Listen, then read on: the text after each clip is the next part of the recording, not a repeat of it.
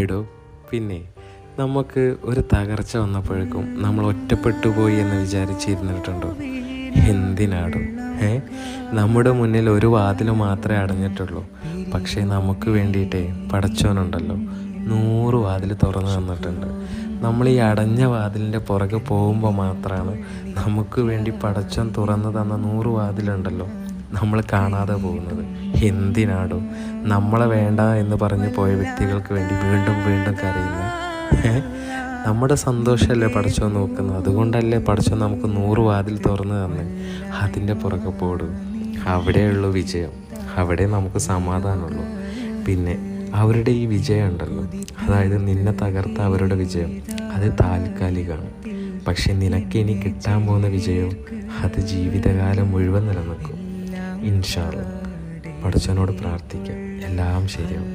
കാരണം പറയും, എൻ്റെ ഭാഗത്ത് ഒരു തെറ്റുമില്ല എന്നുള്ളത് നമ്മളെ മാത്രം സ്നേഹിക്കുന്ന പടച്ചവനക്കറിയാം. പിന്നെ പടച്ചവനുണ്ടല്ലോ നമ്മളെ മാത്രമാണ് സ്നേഹിക്കുന്നത്. കാരണം എൻ്റെയും മനസ്സിൽ നന്മയുള്ളതുകൊണ്ട് മാത്രം. അതുപോലെ ആവട്ടെ എന്നും ഇൻഷാ അല്ലാഹ്.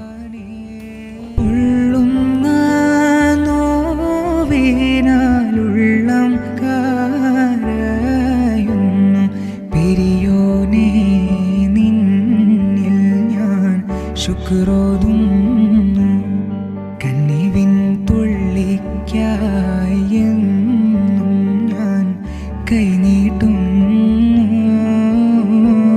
വല്ലാത്തതാണല്ല നിന്റെ കൂരത്ത്,